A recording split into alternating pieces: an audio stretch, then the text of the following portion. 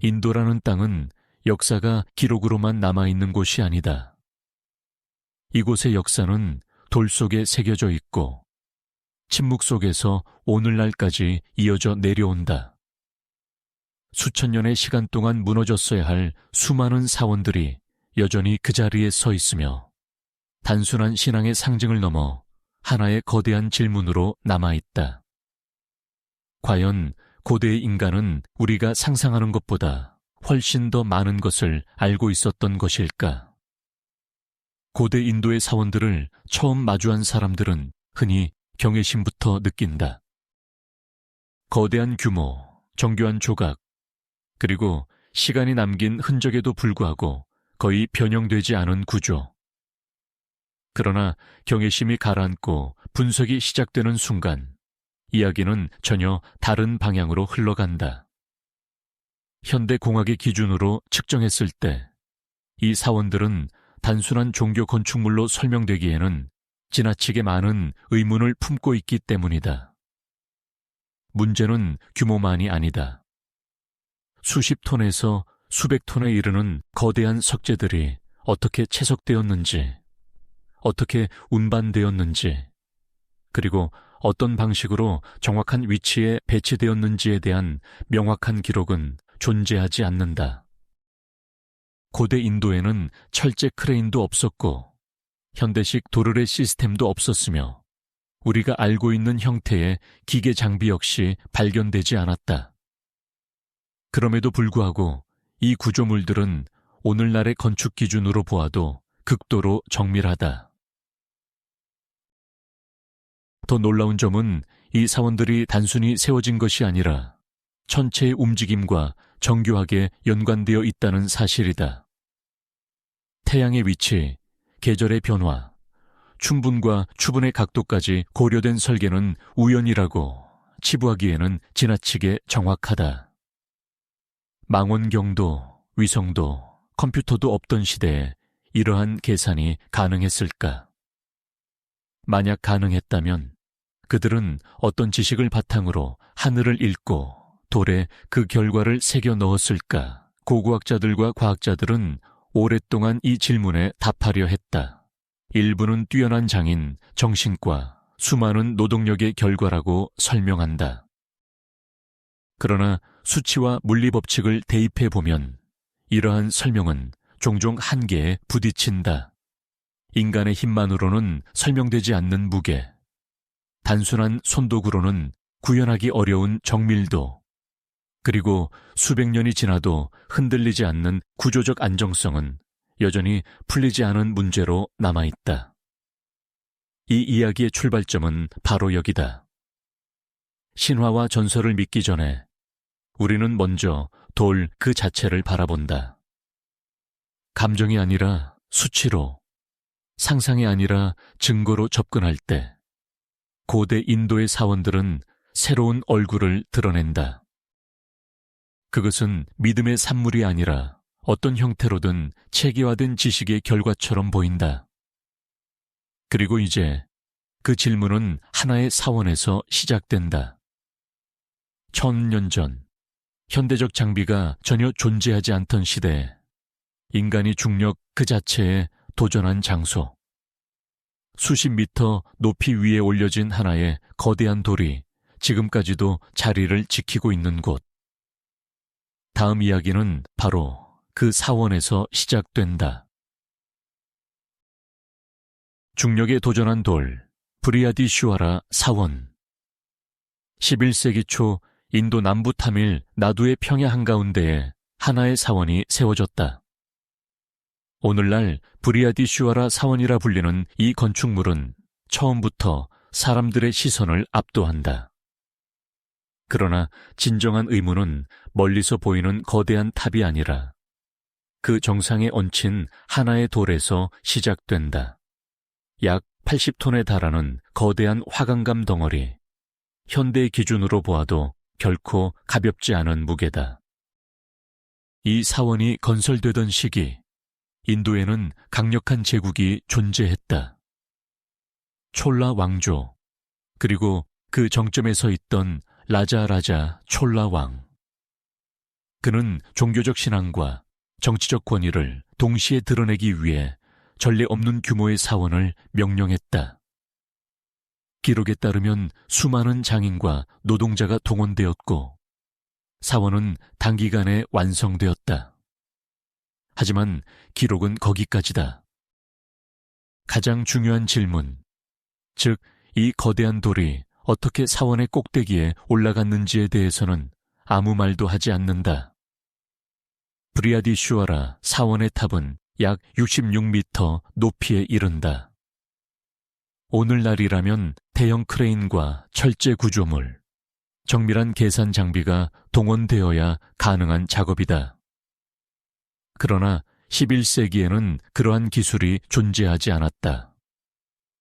고고학자들이 남아있는 유물과 흔적을 조사했지만 대형 도르래 장치나 리프팅 기기의 흔적은 발견되지 않았다. 설계도도 작업 기록도 설명서도 없다. 일부 학자들은 하나의 가설을 제시한다. 사원에서 수 킬로미터 떨어진 지점까지 완만한 경사의 흙길을 만들고 그 위로 돌을 굴려서 정상까지 올렸다는 것이다. 이른바 경사로 가설이다. 고대 이집트 피라미드와 유사한 방식이라는 설명도 덧붙여진다. 그러나 이 가설 역시 문제를 안고 있다. 80톤의 화강가물수 킬로미터에 걸쳐 이동시키는 과정에서 돌이 균열 없이 유지될 수 있었을까? 수천 명의 인력이 필요했다면 그에 상응하는 거대한 토목 흔적은 왜 남아있지 않은가? 또 하나의 의문은 정확성이다. 이 돌은 단순히 올려진 것이 아니다. 중심에서 거의 오차 없이 배치되어 있으며 구조적으로 완벽한 균형을 이룬다. 만약 조금이라도 계산이 어긋났다면 사원은 수세기를 버티지 못했을 것이다. 실제로 이 사원은 지진과 폭풍, 극심한 기후변화 속에서도 거의 손상되지 않은 채 남아있다. 모르타르나 접착 물질 없이 오직 돌과 돌이 맞물린 구조로 말이다. 현대 구조공학의 시각에서 보면 이는 매우 정교한 하중 분산 설계가 적용되었음을 의미한다. 단순한 경험이나 반복 작업만으로는 설명하기 어렵다. 수직 압력, 측면 하중, 장기적인 마모까지 고려한 계산이 필요하다. 그렇다면 고대의 건축가들은 어떤 방식으로 이러한 계산을 수행했을까? 수학적 공식이 있었던 것일까? 아니면 경험을 체계화한 또 다른 지식 체계가 존재했던 것일까? 브리하디슈아라 사원은 단지 크고 웅장한 건축물이 아니다. 그것은 중력과 재료, 구조에 대한 이해가 어느 수준에 도달해 있었는지를 묻는 하나의 시험지와 같다. 그리고 그 시험지는 오늘날의 과학으로도 완벽한 해답을 얻지 못한 채 남아있다. 이제 질문은 자연스럽게 다음 단계로 이어진다. 만약 하나의 거대한 돌을 들어 올릴 수 있었다면 아예 산 하나를 깎아 사원을 만드는 일은 가능했을까? 다음 이야기는 인간이 쌓는 대신 깎아내리기로 선택한 전혀 다른 형태의 사원으로 향한다. 하나의 바위에서 태어난 사원, 카일라사. 인도 마하라슈트라, 주 엘로라의 절벽지대에 서면 인간의 선택이 얼마나 극단적일 수 있는지를 보여주는 사원이 모습을 드러낸다. 카일라사 사원. 이곳에서 고대의 장인들은 쌓는 방식을 택하지 않았다. 그들은 파내는 길을 선택했다. 위에서 아래로 하나의 거대한 안반을 깎아 완전한 사원을 만들어낸 것이다. 카일라사 사원을 완성하기 위해 제거된 암석의 양은 약 1인만 톤에 달하는 것으로 추정된다. 이는 단순한 조각 작업이 아니라 거대한 산의 형태를 의도적으로 해체하고 재구성한 수준이다. 현대공학의 기준으로 보아도 이러한 규모의 안반 제거는 중장비와 정밀한 계획 없이는 불가능에 가깝다. 그러나 이 사원이 만들어진 8세기 무렵 그러한 장비는 존재하지 않았다. 가장 먼저 제기되는 질문은 시간이다. 현대 엔지니어들은 철제 공구와 단순한 정으로 이 정도의 암석을 조각하려면 수백 년이 걸렸을 것이라고 분석한다. 하지만 역사적 기록과 양식 비교를 통해 볼 때 카일라사 사원은 수십 년 안에 완성된 것으로 보인다. 만약 이것이 사실이라면 당시의 작업 속도는 우리가 상상하는 고대 노동의 한계를 훨씬 넘어선다. 그 다음으로 등장하는 의문은 흔적의 부재다. 20만 톤의 암석이 제거되었다면 그 잔해는 어디로 갔을까? 엘로라 주변에서는 그에 상응하는 규모의 폐석덤이나 운반 흔적이 발견되지 않았다. 암석이 분산되어 사용되었을 가능성도 제기되지만 현재까지 발견된 구조물로는 그 양을 설명하기에 턱없이 부족하다. 사원의 내부를 살펴보면 또 다른 차원의 문제가 드러난다. 기둥과 회랑, 조각과 부조는 단순히 대칭적인 수준을 넘어 극도로 정밀하다. 수직선과 수평선은 거의 오차 없이 유지되고 있으며 깊이와 비율 역시 일정하다. 이는 즉흥적인 작업이 아니라 처음부터 전체 구조를 머릿속에 완성해둔 상태에서 진행되었음을 암시한다. 한번 잘못 깎으면 되돌릴 수 없는 방식에서 이러한 정확성은 더욱 설명하기 어렵다. 일부 연구자들은 당시 장인들이 우리가 알지 못하는 석재 가공 기술을 보유하고 있었을 가능성을 제기한다. 단순한 정과 망치가 아니라 더 정교한 절삭 도구가 존재했을지도 모른다는 것이다. 극단적인 가설 중에는 고주파 진동이나 열을 이용한 가공 방식이 있었을 가능성까지 언급된다. 물론 이를 입증할 물리적 증거는 발견되지 않았다. 그러나 동시에 기존의 도구만으로 설명하기에도 한계가 분명하다. 카일라사 사원은 단순한 종교 건축물이 아니다. 그것은 계획, 계산, 그리고 실행이 하나의 흐름으로 통합된 거대한 프로젝트였다. 무엇보다 중요한 점은 이 모든 과정이 기록 없이 이루어졌다는 사실이다. 설계도도, 작업 일지도, 기술 설명도 남아있지 않다. 오직 완성된 결과만이 오늘날 우리 앞에 서 있을 뿐이다. 이 사원을 바라보며 우리는 또 하나의 질문에 도달한다. 만약 고대의 장인들이 이처럼 거대한 구조를 하나의 바위에서 정밀하게 끌어낼 수 있었다면 그들은 하늘의 움직임 또한 돌 속에 새길 수 있었을까? 다음 이야기는 시간과 태양을 돌로 표현한 사원으로 이어진다. 태양을 돌에 새긴 장치, 코나르크 태양 사원. 인도 동부 오디샤 해안에 서 있는 코나르크 태양 사원은 처음부터 사원이라기보다 하나의 거대한 장치처럼 보인다. 이곳은 기도를 위한 공간이면서 동시에 시간을 측정하고 하늘의 질서를 기록한 구조물이다. 사원 전체가 태양신의 전차를 형상화하고 있으며 그 규모와 설계는 단순한 상징을 넘어 기능을 의심하게 만든다. 코나르크 태양 사원의 가장 눈에 띄는 요소는 양쪽에 배치된 24개의 거대한 돌바퀴다. 각각의 바퀴는 단순한 장식이 아니라 실제로 시간을 측정할 수 있는 해시계로 작동한다. 바퀴의 스포크와 그림자의 각도를 통해 분 단위에 가까운 시간 측정이 가능하다는 사실은 현대 연구자들의 실험으로 확인되었다. 13세기에 이러한 정밀도가 구현되었다는 점은 당시의 천문 지식이 우리가 일반적으로 상정하는 수준을 훨씬 넘어섰음을 시사한다. 문제는 정밀도만이 아니다.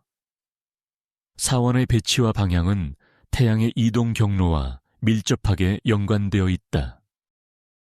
계절에 따라 빛이 들어오는 각도는 달라지고 특정 시점에는 내부 공간이 의도적으로 강조된다. 이는 우연의 결과라기보다는 반복된 관측과 계산의 산물에 가깝다. 망원경도 정밀한 측정 기구도 없던 시대에 이러한 결과를 얻기 위해서는 장기간에 걸친 체계적인 하늘 관측이 필요했을 것이다. 그러나 코나르크 사원의 가장 수수께끼 같은 이야기는 기록과 전설 사이에 존재한다. 고대 문헌과 구전 전승에 따르면 사원의 중심부에는 한때 태양신의 상이 공중에 떠 있었다고 전해진다. 보이지 않는 힘에 의해 떠받쳐진 그 조각상은 신의 권능을 상징하는 존재였다고 한다. 일부 연구자들은 이 전설을 단순한 신화로 치부하지만 다른 이들은 자력이나 자석의 배열과 같은 물리적 가능성을 조심스럽게 언급한다. 자석을 이용한 구조라면 강력한 자기장이 필요했을 것이다. 그러나 그러한 자석이 실제로 사용되었다는 물증은 발견되지 않았다. 동시에 사원이 의도적으로 파괴되었고 중심부의 구조가 사라졌다는 사실은 또 다른 의문을 남긴다. 만약 그 안에 단순한 조각상만 있었다면 왜 그렇게 철저하게 제거되었을까? 무엇이 사라졌기에 기록과 흔적 모두가 비어 있는 것일까? 코나르크 태양 사원은 오늘날 폐허의 형태로 남아있다. 그러나 그 잔해조차도 하나의 사실을 분명히 보여준다. 이곳은 단순한 종교 공간이 아니라 하늘과 시간을 이해하려는 시도의 집약체였다. 고대 건축가들은 태양의 움직임을 읽었고 그 결과를 돌 속에 고정시켰다. 이는 우연이나 장식으로 설명할 수 없는 수준이다. 이제 질문은 자연스럽게 바뀐다. 만약 그들이 태양의 위치를 계산하고 시간을 측정할 수 있었다면 중력 그 자체를 조절하는 구조 또한 가능했을까? 다음 이야기는 땅에 닿지 않은 채 서 있는 하나의 기둥으로 이어진다. 땅에 닿지 않은 기둥, 레파크시 사원의 침묵한 계산. 인도 안드라프라데시의 건조한 대지 위에 자리한 레파크시 사원은 처음 마주할 때는 특별해 보이지 않는다. 외벽을 따라 이어진 조각들은 힌두 신화의 장면을 충실히 따르고 있고 내부 역시 전형적인 만다파 구조를 갖추고 있다. 그러나 이 사원의 진짜 정체는 내부 깊숙한 곳에서 아주 작은 틈 하나로 모습을 드러낸다. 바닥과 완전히 닿아 있지 않은 채 서 있는 하나의 돌기둥. 그 미묘한 공백이 수백 년 동안 수많은 질문을 만들어 왔다. 이 기둥은 우연히 떠 있는 것이 아니다. 얇은 천이나 종이를 기둥 아래로 밀어 넣을 수 있을 정도의 강력이 존재하며 이는 단순한 마모나 치마로 생긴 틈이 아님을 보여준다. 사원 전체의 구조를 조사한 결과 이 기둥은 건설 당시부터 의도적으로 바닥과 분리된 상태로 설계되었음이 확인된다. 문제는 이유다. 왜 고대의 건축가들은 굳이 하나의 기둥을 떠있게 만들었을까? 현대 구조공학의 시선으로 이 사원을 분석하면 흥미로운 사실이 드러난다. 레파크시 사원의 하중은 특정 기둥에 집중되지 않고 주변 기둥과 보구조를 통해 정교하게 분산되어 있다.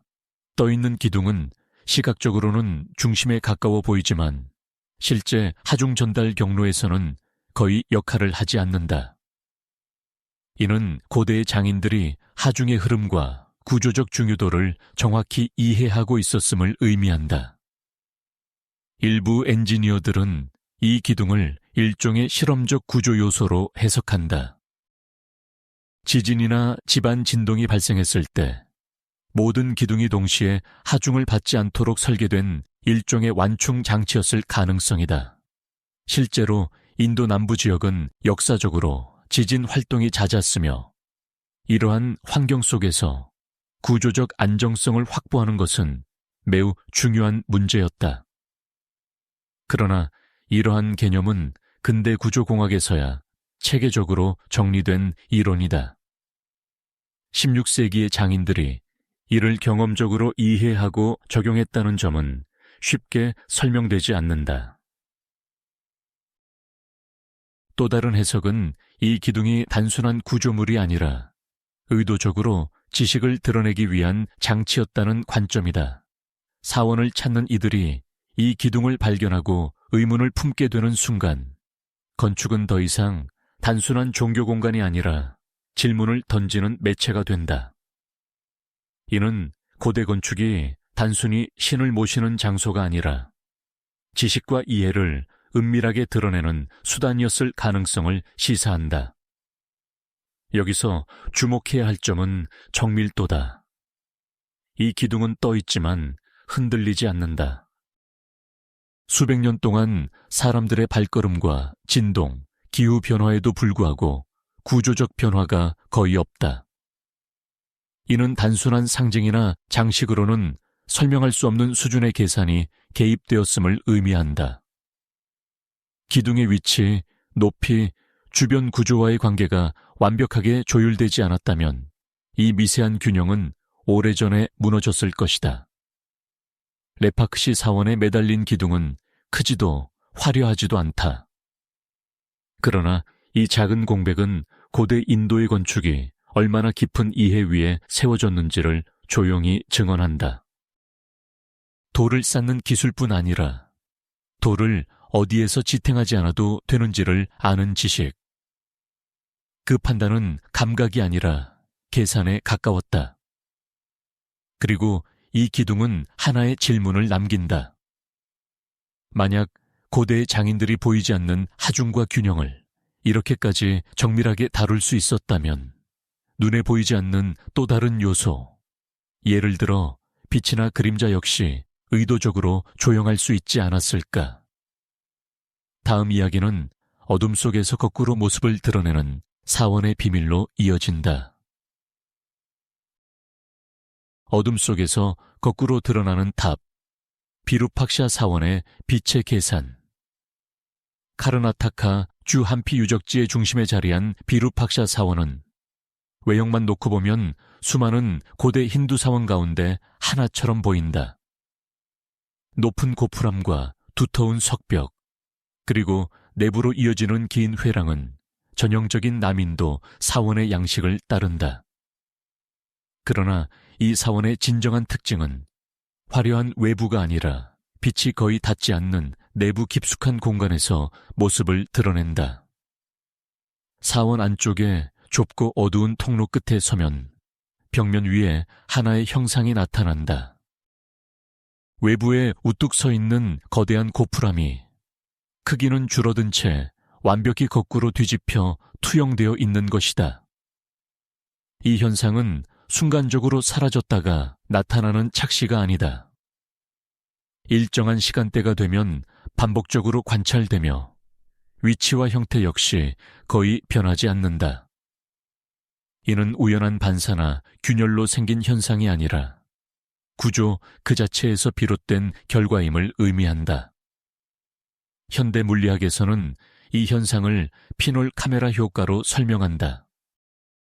작은 개구를 통과한 빛이 직선으로 이동하며 상을 반전시키는 원리다. 그러나 중요한 질문은 언제나 같다. 고대의 장인들은 이 원리를 알고 있었을까? 카메라라는 개념이 존재하지 않던 시대, 왜 굳이 이러한 구조를 만들었을까? 비루팍샤 사원의 구조를 자세히 분석해보면 이 현상이 발생하는 조건이 극도로 제한적이라는 사실이 드러난다. 빛이 들어오는 구멍의 크기와 위치, 외부 고풀함과의 거리, 내부 공간의 깊이와 각도가 모두 정확히 맞아떨어져야만 상이 선명하게 맺힌다. 어느 하나라도 어긋난다면 형상은 흐려지거나 완전히 사라진다. 이는 건축 과정에서 단순한 우연이나 장식적 선택으로 이루어질 수 있는 수준을 넘어선다. 일부 연구자들은 이 구조가 장기간에 걸친 관찰의 결과일 가능성을 제시한다. 태양의 이동 경로와 계절별 빛의 각도를 오랜 시간 기록하고 그 결과를 바탕으로 내부 공간을 조정했을 것이라는 가설이다. 실제로 사원의 특정 지점에서 이 현상이 가장 뚜렷하게 나타나는 시간대는 태양의 위치가 일정 각도에 도달했을 때로 제한된다. 이는 빛의 방향과 강도를 계산한 흔적으로 해석할 수 있다. 더 흥미로운 점은 이 현상이 종교적 상징과도 맞물려 있다는 사실이다. 외부의 신성한 구조가 어둠 속 공간에 거꾸로 비친다는 설정은 빛과 어둠, 외부와 내부, 물질과 인식의 관계를 암시하는 장치로 읽힐 수 있다. 그러나 상징적 해석이 가능하다는 사실이 그 구조적 정밀함을 설명해 주지는 않는다. 상징은 의도로 작동하지만 이 효과는 계산으로만 유지된다. 수백 년 동안 사원은 수많은 침입과 파괴, 기후변화와 진동을 겪었다. 그럼에도 불구하고 빛의 투영 현상은 여전히 재현된다. 이는 계구의 위치와 크기가 거의 변형되지 않았음을 의미하며 원래의 설계가 얼마나 정교했는지를 다시 한번 보여준다. 우연한 틈이나 자연적인 마모로는 이러한 지속성을 설명하기 어렵다. 비루팍샤 사원은 빛을 숭배의 대상이 아니라 이해와 활용의 대상으로 다루었다. 고대의 장인들은 빛이 단순히 신성한 존재의 표현이 아니라 관찰하고 재현할 수 있는 자연 현상이라는 사실을 알고 있었던 것처럼 보인다.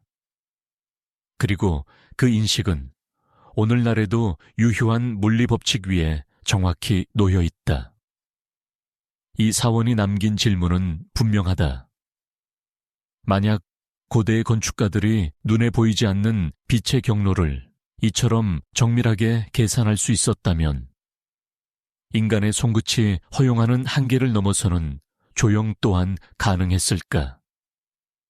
다음 이야기는 돌이라는 재료가 허락하는 한계를 거의 무의미하게 만들어버린 한 사원으로 이어진다.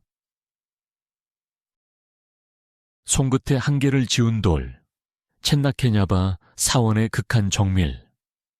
카르나타카 주 벨루르에 자리한 첸나케냐바 사원에 들어서는 순간 방문자는 곧바로 하나의 감각에 사로잡힌다. 이것이 정말 돌로 만들어졌는가 하는 의문이다. 기둥과 벽면을 따라 이어지는 조각들은 단단한 석재라기보다 금속이나 상아처럼 보일 정도로 섬세하며 빛을 받으면 표면의 미세한 굴곡까지 또렷하게 드러난다. 이곳에서 돌은 더 이상 무겁고 둔한 재료가 아니라 극도로 정밀하게 다루어진 매체가 된다. 첸나케샤바 사원은 12세기 호이살라 왕조 시기에 건설되었다. 이 시기 인도의 조각가들은 이미 뛰어난 기술로 알려져 있었지만 이 사원에서 보여지는 수준은 당시 기준을 넘어선다. 신들과 무희, 동물과 장식 문양은 반복 없이 모두 다른 형태로 새겨져 있으며 동일한 주제를 다루더라도 세부 표현은 미묘하게 달라진다. 이는 단순한 복제가 아니라 지속적인 계산과 판단이 개입된 작업임을 의미한다. 특히 연구자들의 시선을 끄는 부분은 장신구와 의복 표현이다. 목걸이와 팔찌, 허리 장식은 두께가 극도로 얇아 빛이 통과할 수 있을 정도다. 일부 조각에서는 돌 사이의 강역이 손톱보다 얇으며 잘못된 한 번의 타격만으로도 전체가 파손될 수 있는 구조다. 전통적인 석조 공구로 이러한 작업을 반복적으로 성공시켰다는 설명은 점점 설득력을 잃는다. 현대 조각가들과 재료공학자들은 이 사원을 분석하며 공통된 결론에 도달한다. 문제는 기술의 존재 여부가 아니라 그 정밀도를 어떻게 유지했느냐는 것이다. 돌은 균질한 재료가 아니며 내부에 미세한 균열과 불순물이 존재한다. 이를 고려하지 않고는 이러한 얇은 조형을 지속적으로 만들어낼 수 없다. 이는 장인들이 단순히 형태를 보는 것이 아니라 돌의 내부 성질을 읽고 있었음을 암시한다. 일부 학자들은 당시 사용된 석재 가공 방식이 우리가 알고 있는 것보다 훨씬 다양했을 가능성을 제기한다. 표면을 부드럽게 만드는 연마 기술, 미세한 진동을 활용한 절삭 방식, 혹은 특정 광물과의 조합을 통한 경도 조절 등이 그 예로 언급된다. 이러한 가설들은 아직 입증되지 않았지만 동시에 기존의 설명만으로는 이 사원의 정밀도를 설명하기 어렵다는 사실도 분명하다. 또 하나 주목할 점은 작업의 일관성이다. 사원 전체에 걸쳐 조각의 깊이와 선의 굵기는 거의 변하지 않는다. 이는 수십 명의 장인이 각기 다른 감각으로 작업한 결과라기보다 명확한 기준과 규칙 아래에서 이루어진 집단 작업에 가깝다. 다시 말해, 이곳에는 개인의 감각을 넘어선 체계가 존재했다. 그 체계는 도면이었을 수도 있고 구전으로 전해진 규범이었을 수도 있다. 하지만 분명한 것은 즉흥적인 작업은 아니었다는 점이다. 첸나케자바 사원은 고대 인도의 조각이 어디까지 도달했는지를 보여주는 동시에 우리가 고대 기술을 얼마나 단순하게 이해해 왔는지를 드러낸다. 이곳에서 인간의 손은 단순한 도구가 아니라 계산과 관찰의 결과를 구현하는 최종 단계에 불과했다. 그리고 이 질문은 자연스럽게 다음으로 이어진다. 만약 돌을 이처럼 정밀하게 다룰 수 있었다면 수만 개의 조각과 동시에 보이지 않는 시스템까지 통합한 공간을 만드는 일도 가능했을까? 다음 이야기는 하나의 사원이 아니라 하나의 도시처럼 기능하는 공간으로 향한다. 돌로 이루어진 도시, 미나크시 사원에 숨겨진 질서. 타밀나두의 마두라이 한복판에 자리한 미나크시 사원은 하나의 건축물이 아니라 거대한 도시처럼 느껴진다. 여러 겹의 성벽처럼 둘러싼 고풀함들, 끝없이 이어지는 회랑, 그리고 그 안을 가득 채운 수많은 조각들. 이곳에 들어서는 순간 방문자는 개별 구조를 바라보기보다 하나의 거대한 체계 안으로 들어온 듯한 감각을 받게 된다. 미나크시 사원의 가장 눈에 띄는 특징은 그 압도적인 규모다. 사원 전체에는 약 3만 3천 개에 달하는 조각상이 존재하는 것으로 알려져 있다. 신과 여신, 수행자와 무희, 동물과 상상 속의 존재들이 빈 공간을 찾기 어려울 정도로 배치되어 있다. 그러나 이 조각들은 무질서하게 나열된 것이 아니다. 각 구역은 명확한 주제와 방향성을 갖고 있으며 동선에 따라 시선과 움직임이 자연스럽게 유도된다. 이러한 질서는 우연히 만들어진 결과가 아니다. 사원의 배치와 확장은 수세기에 걸쳐 이루어졌지만 전체적인 구조는 일관성을 유지하고 있다. 이는 초기 설계 단계에서 이미 장기적인 확장과 유지까지 고려한 계획이 존재했음을 암시한다. 단순히 신전을 하나 세운 것이 아니라 시간이 흐르며 성장할 공간을 함께 설계한 것이다. 그러나 미나크시 사원의 진정한 수수께끼는 눈에 보이는 조각이 아니라 눈에 보이지 않는 시스템에 있다. 사원 내부와 주변에는 복잡한 수로와 저장 공간이 숨겨져 있으며 이들은 우기와 건기 모두에서 물의 흐름을 조절하는 역할을 한다. 폭우가 쏟아져도 사원은 침수되지 않고 장기간 가뭄 속에서도 내부 연못과 공간은 균형을 유지한다. 현대의 수리공학적 관점에서 보면 이는 단순한 배수 시설을 넘어선 설계다. 물의 유입과 배출, 저장과 순환이 단계적으로 조절되며 특정 구역에 하중이 집중되지 않도록 분산되어 있다. 놀라운 점은 이러한 시스템이 별도의 기계 장치 없이 오직 경사와 공간 배치만으로 작동한다는 사실이다. 다시 말해, 미나크시 사원은 자연의 흐름을 거스르지 않고 이용하는 방식으로 설계되었다. 이러한 물 관리 기술은 단기간의 경험으로 얻어질 수 있는 지식이 아니다. 오랜 관찰과 실패, 그리고 반복적인 개선이 축적되어야만 가능한 수준이다.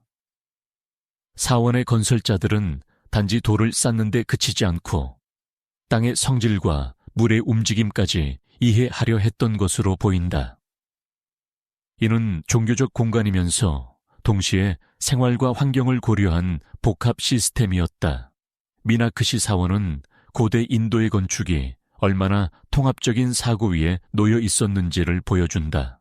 조각과 구조, 동선과 수로가 분리된 요소가 아니라 하나의 질서로 엮여 있다. 이곳에서 사원은 신을 모시는 장소인 동시에 인간과 자연이 공존하기 위한 해법을 제시하는 공간이었다. 그리고 이 질서는 또 다른 질문으로 이어진다. 만약 고대 건축가들이 바람과 물, 사람의 흐름까지 계산할 수 있었다면 눈에 보이지 않는 힘, 예를 들어 바람의 방향이나 그림자의 움직임 역시 통제할 수 있었을까? 다음 이야기는 자연 법칙이 뒤집힌 듯 보이는 한 사원으로 향한다.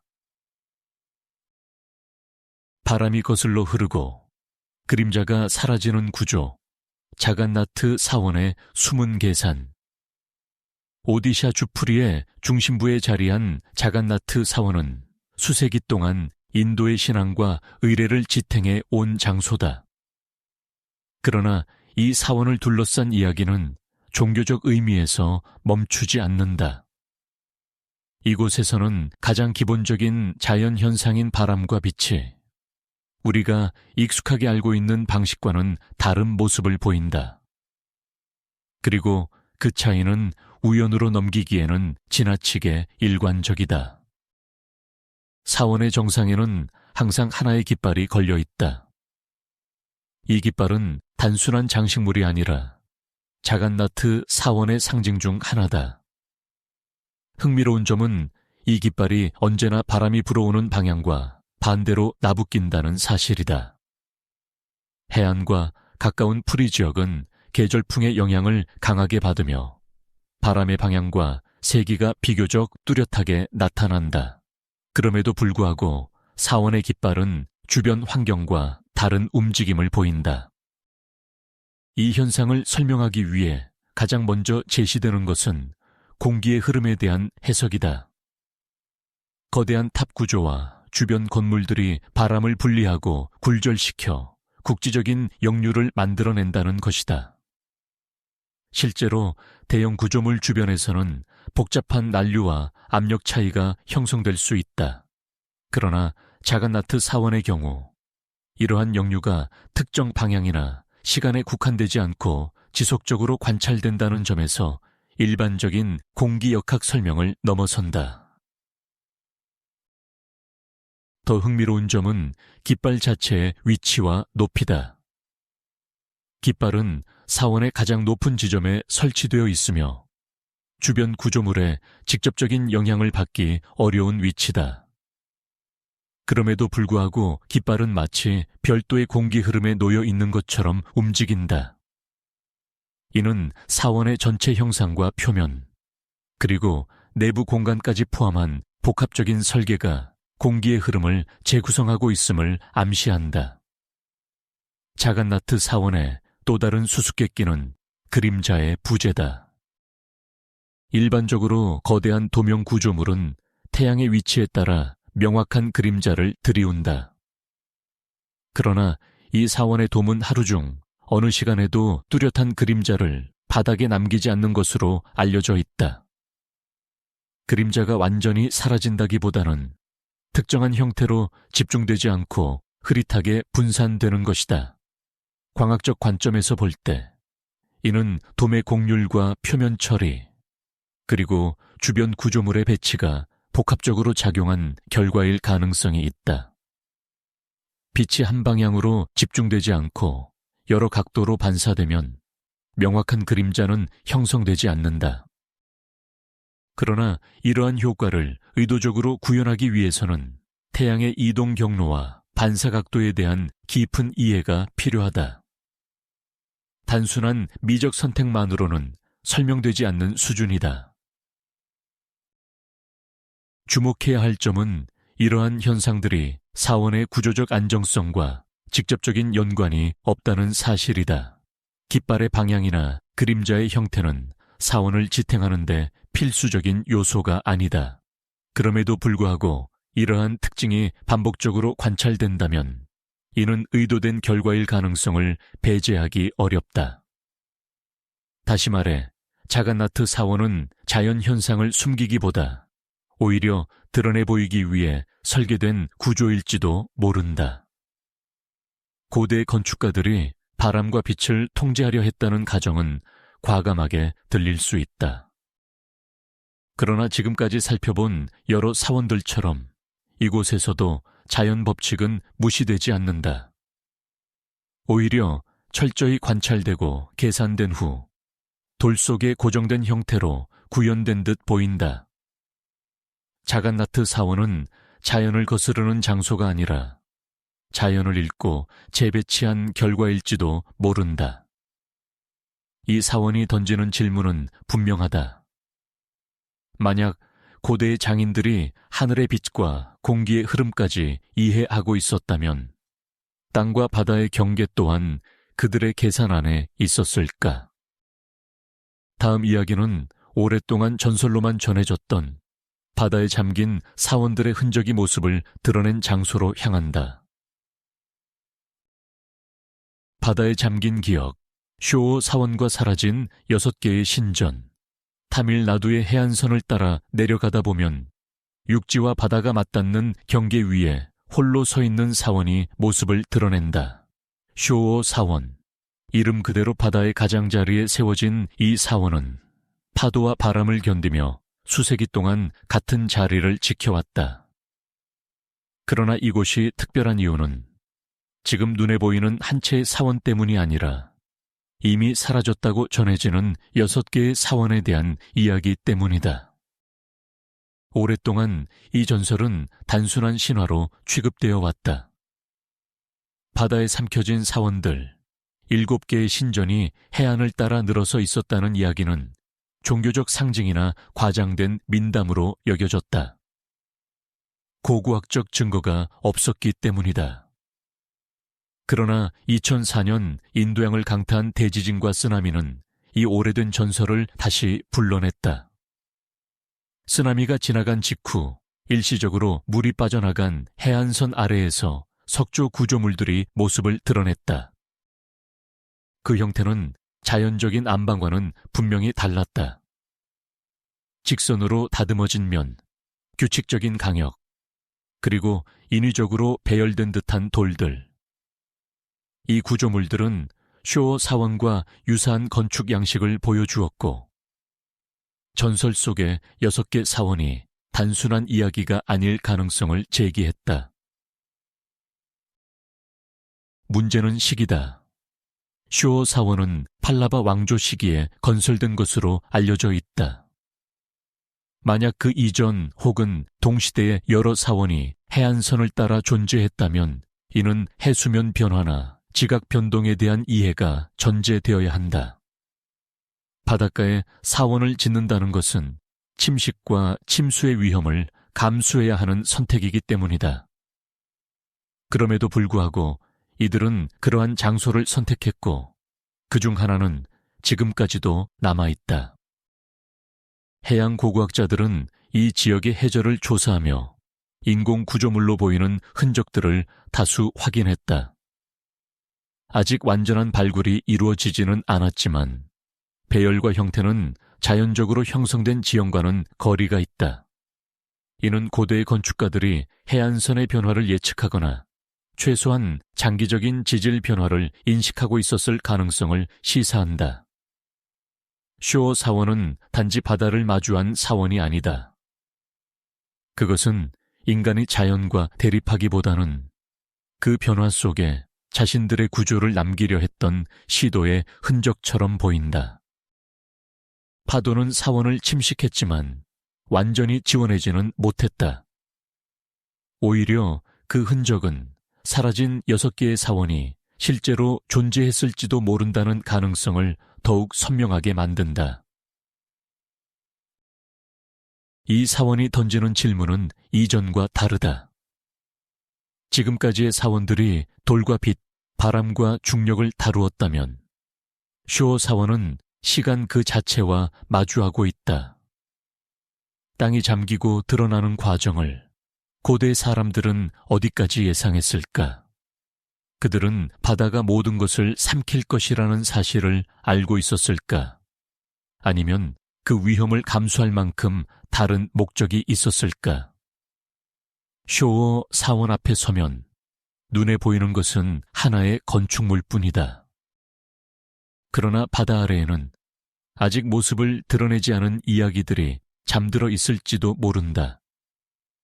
그리고 그 침묵은 고대 인도의 건축이 단지 땅 위의 구조물로 끝나지 않았음을 암시한다. 이제 남은 질문은 하나다.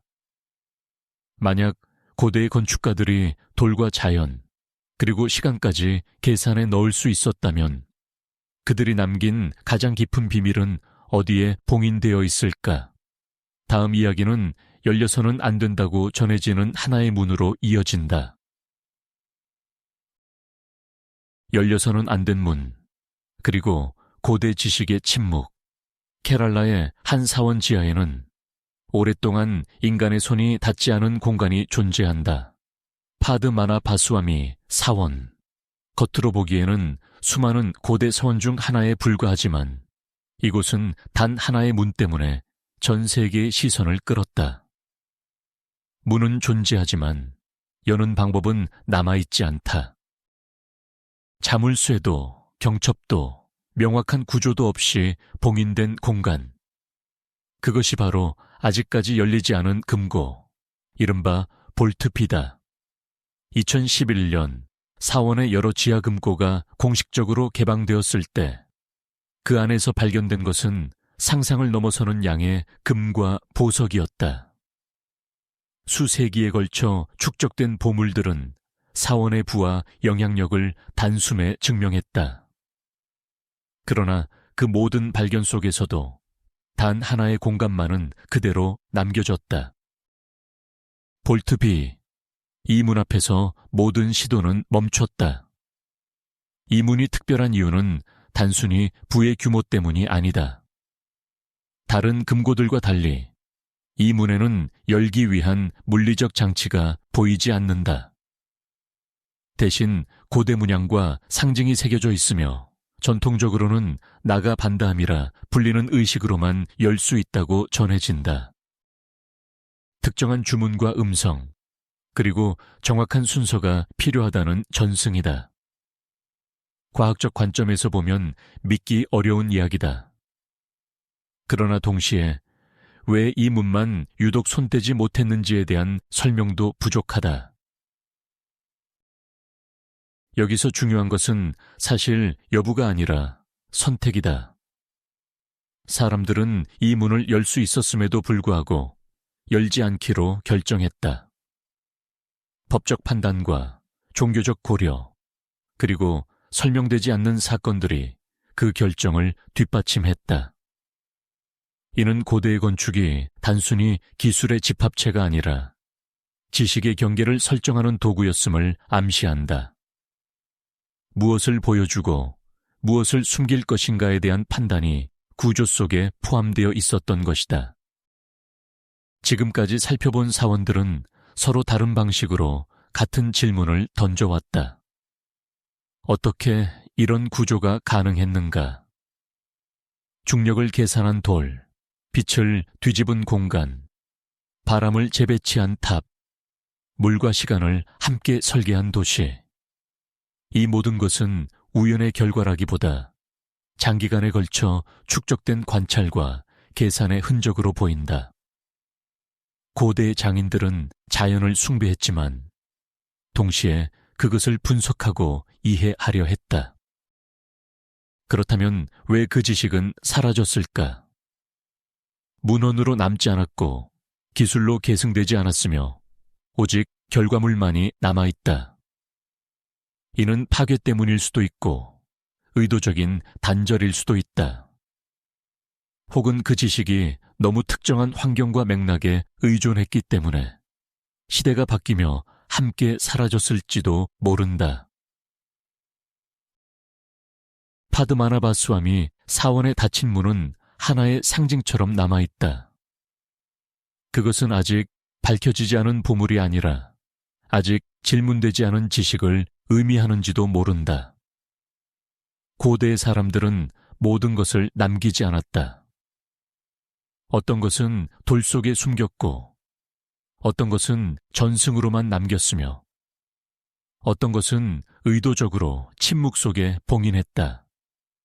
이 이야기의 끝에서 우리는 하나의 결론에 도달하지 않는다. 대신 하나의 태도에 도달한다. 고대의 건축은 신비이기 이전의 기록이다. 돌로 쓰인 기록, 그리고 그 기록은 아직 완전히 읽히지 않았다. 우리가 오늘의 기술로 그 일부를 이해할 수 있게 되었을 뿐이다. 어쩌면 가장 중요한 질문은 이것일지도 모른다. 고대 사람들은 우리보다 덜 알았던 것이 아니라 다른 것을 중요하게 여겼던 것은 아닐까? 그리고 그 선택의 흔적이 지금도 돌 속에서 조용히 우리를 바라보고 있는 것은 아닐까?